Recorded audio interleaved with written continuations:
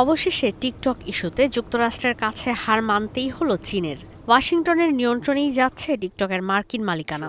নির্বাহী আদেশে স্বাক্ষরের পর ওভাল অফিসে মার্কিন প্রেসিডেন্ট ডোনাল্ড ট্রাম্প জানান, টিকটক পরিচালনায় ভূমিকা রাখবে মার্কিন বিনিয়োগকারী প্রতিষ্ঠানগুলো। কোম্পানির মূল্য হতে পারে $14 বিলিয়ন। তবে নিরাপত্তা নিয়ে আর কোনো সংশয় থাকবে না। এই বিষয়ে এখনও আনুষ্ঠানিকভাবে কিছু জানায়নি চীন।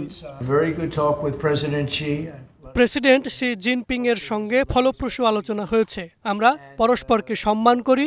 অবশেষে মার্কিনরা টিকটক নিয়ন্ত্রণ করবে। নিরাপত্তা নিয়ে আর কোনো প্রশ্ন নেই। টিকটকে ওরাকলের ভূমিকা থাকবে। এদিকে একই দিনে তুরস্কের প্রেসিডেন্ট রিসেপ তাইয়েপ এরদোয়ানের সঙ্গে বৈঠক করেছেন ট্রাম্প। সেখানে সরাসরি তুরস্ককেও রুশ জ্বালানি তেল কেনা বন্ধ করতে আহ্বান জানিয়েছেন মার্কিন প্রেসিডেন্ট। যেখানে ভারত আর চীনের পর রাশিয়ার জ্বালানি তেল ও গ্যাসের ওপর তুরস্ক অনেকাংশেই নির্ভরশীল। রিসেপ তাইয়েপ এরদোয়ানের সঙ্গে ফলপ্রসূ বৈঠক হয়েছে। অনেকগুলো চুক্তিও করেছি। বিস্তারিত দ্রুতই ঘোষণা করব।